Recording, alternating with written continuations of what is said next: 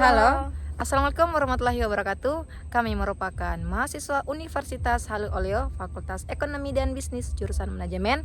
Kami di sini merupakan mahasiswa kelas C angkatan 2024 ingin menyelesaikan tugas video dengan mata kuliah Manajemen Keuangan 2 dengan judul materi Cost of Capital. Untuk menjadikan manajemen unggul di Fakultas Ekonomi dan Bisnis untuk menjadi fakultas internasional di kampus calon pengusaha sukses. Jangan lupa like, komen, dan subscribe. Assalamualaikum warahmatullahi wabarakatuh. Perkenalkan, nama saya Hijrah dengan NIM B1B124179. Di sini saya akan menjelaskan tentang Cost of Capital atau yang disebut dengan COC. Oke, saya di sini sebagai host dengan nama Citra Wardah Cahyani, NIM B1B124168. Oke. Baik, sini saya akan menjelaskan tujuan pembelajaran dari COC. Baik, ada 6 tujuan pembelajarannya, yaitu yang pertama, memahami konsep biaya modal, menyebutkan sumber modal utama perusahaan.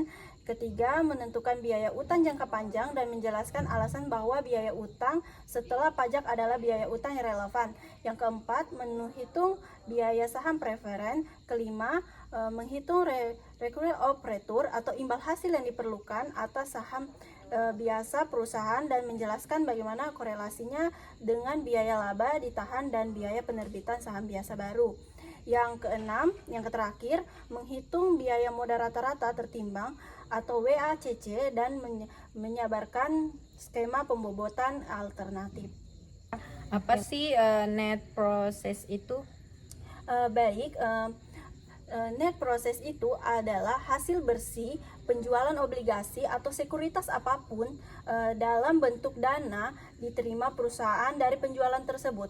Net process dihitung dengan mengurangkan total proses dengan total operating cost atau berlaku untuk penerbitan obligasi atau menawarkan semua surat berharga seperti utang saham, preference, dan saham biasa. Operating cost terdiri dari dua komponen, yaitu underwriting cost, yaitu kompensasi yang diperoleh oleh bankir investasi untuk menjual sekuritas, dan yang kedua administration cost atau insure expense adalah biaya yang dikeluarkan untuk kegiatan administrasi termaksud legal cost dan activating cost. Oke, pertanyaan selanjutnya, apa sih using market quotation? Using market quotation adalah untuk memperkirakan biaya utang sebelum pajak sebuah perusahaan dengan mengunjungi situs web keuangan dan melihat hasil hingga jatuh tempo YTM pada obligasi yang ada dari perusahaan tersebut atau pada obligasi dengan risiko serupa yang diterbitkan oleh perusahaan lain. Diingat bahwa YTM adalah imbal hasil yang diperoleh seorang investor dengan membeli obligasi pada harga pasarnya dan menahannya hingga jatuh tempo selama peminjaman melakukan semua pembayaran pokok dengan bunga yang tidak tepat waktu. Yang terakhir nih, apa itu calculation the cost of preferred stock? Baik, calculation the cost of preferred stock adalah biaya saham preferen atau yang disingkat dengan RP adalah rasio dividen saham preferen terhadap hasil bersih perusahaan dari penjualan saham preferen. Seperti obligasi, hasil bersih sama dengan total hasil yang dikurangi biaya fluktuasi memberikan biaya saham preferen atau RP dalam hal dividen dolar tahunan.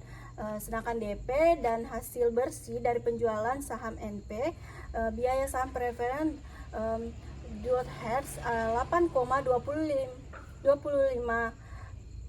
sedikit lebih besar dari pengambilan 8% yang dibutuhkan pemegang saham preferen karena biaya penerbitan yang harus dibayar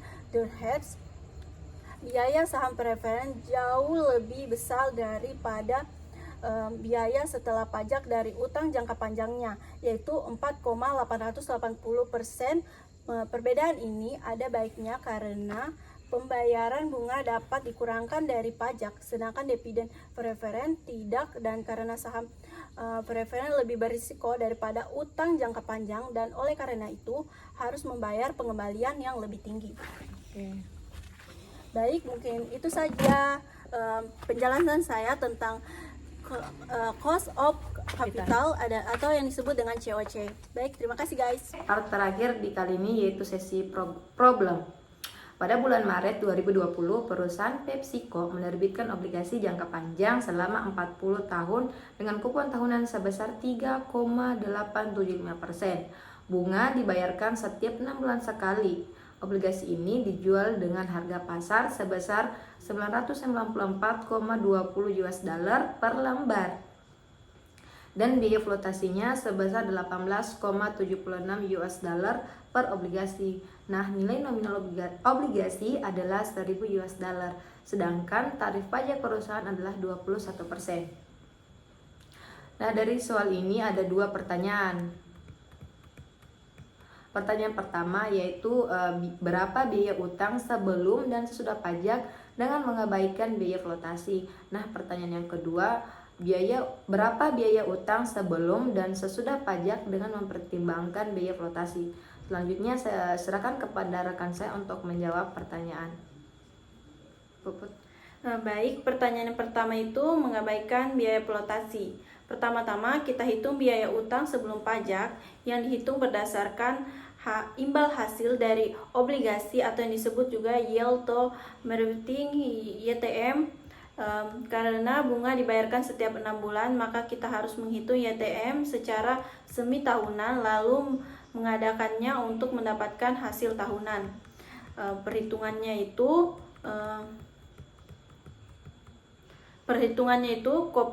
kupon per tahun 3,875% dari 1000 US dollar sama dengan 38,75 US dollar. Karena bunga dibayar 2 kali setahun, maka kupon per 6 bulan yaitu 38,75 US dollar dibagi 2 sama dengan 19,375 US dollar.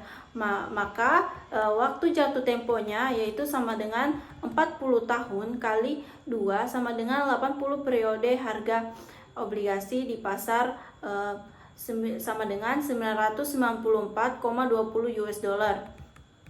Nilai nominal yang diterima saat jatuh tempo yaitu 1000 US dollar. Dengan data ini kita bisa menggunakan alat bantu seperti kalkulator keuangan atau Excel untuk menghitung tingkat pengembalian per periode. Hasil perhitungannya menunjukkan bahwa imbal hasil per 6 bulan adalah sekitar 1,95%, sehingga biaya utang sebelum pajak yaitu sama dengan 1,95% kali 2 sama dengan 3,90% per tahun. Setelah itu, untuk menghitung biaya utang setelah pajak, kita gunakan rumus biaya utang setelah pajak sama dengan biaya utang sebelum pajak dikali 1 dikurang tarif pajak. Jadi, biaya utang setelah pajak adalah 3,90% dikali 1 dikurang 0,21 sama dengan 3,081%. Baik, jawaban yang kedua yaitu mempertimbangkan biaya flotasi. Jika kita memperhitungkan biaya flotasi, maka uang bersih yang diterima perusahaan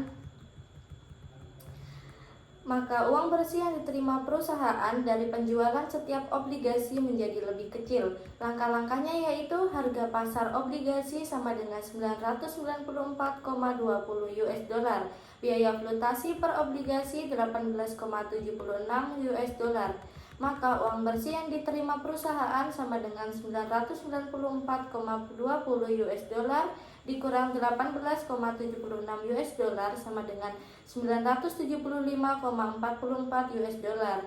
Kita ulang proses sebelumnya, tapi kali ini harga obligasi yang digunakan adalah 975,44 US dollar sebagai jumlah yang diterima perusahaan. Dengan memasukkan nilai ini, kalkulator keuangan atau Excel diperoleh hasil imbal hasil per 6 bulan sama dengan sekitar 1,993%, sehingga biaya utang sebelum pajak sama dengan 1,993% dikali 2 sama dengan 3,986% per tahun. Lalu kita hitung biaya utang setelah pajak. Biaya utang setelah pajak 3,986% dikali 1 dikurang 0,21 sama dengan 3,149%. Kesimpulan akhirnya yaitu perhitungan sebelum pajak dan setelah pajak tanpa biaya flutasi, yaitu sebelum pajak 3,90% dan setelah pajak 3,081%. Kemudian dengan biaya flutasi sebelum pajak 3,986% dan setelah pajak 3,149%.